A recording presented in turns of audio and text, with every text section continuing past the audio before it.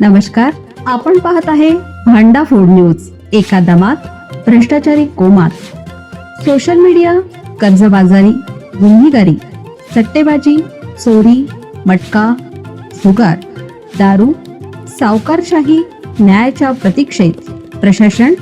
भांडाफोड news. एका दमात भ्रष्टाचारी कोमात. वडाळ्यात पहाटेच्या वेळी भीषण अपघात.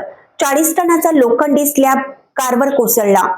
28 वर्षीय कॅब चालकाचा जागीच मृत्यू.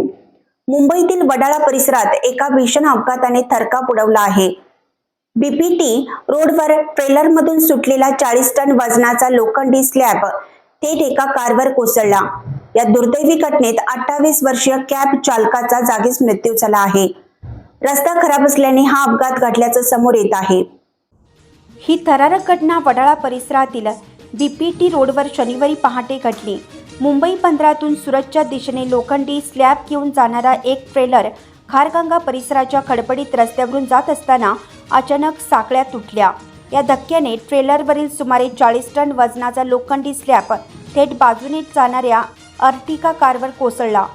सिवरी येथे प्रवासी सोडून चेंबूरकडे जाणाऱ्या 28 वर्षीय मोहम्मद जमील सिद्दकी या कार चालकाचा जागीच मृत्यू झाला. अपघातानंतर स्लॅब हटवण्यासाठी तब्बल 3 क्रेन पाचारण करण्यात आले. 6 तासांच्या अथक प्रयत्नानंतर मृतदेह बाहेर काढण्यात आला आणि केईएम रुग्णालयात नेला असता डॉक्टरांनी त्यांना मृत घोषित केलं.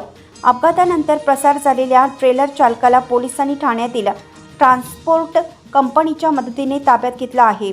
निष्काळजीपणा प्रकरणी गुन्हा दाखल करून पोलीस पुढील तपास करत आहेत. रस्त्यावरील खड्डे आणि जड वाहतुकीच्या निष्काळजीपणामुळे एका 28 वर्षीय तरुणाचा बळी गेला आहे. प्रशासनाने रस्त्याची दुरुस्ती वेळेत करणं आणि अवजड वाहनांची तपासणी करणं किती गरजेचं आहे. या घटनेमुळे पुन्हा एकदा अधोरेखित झालं आहे.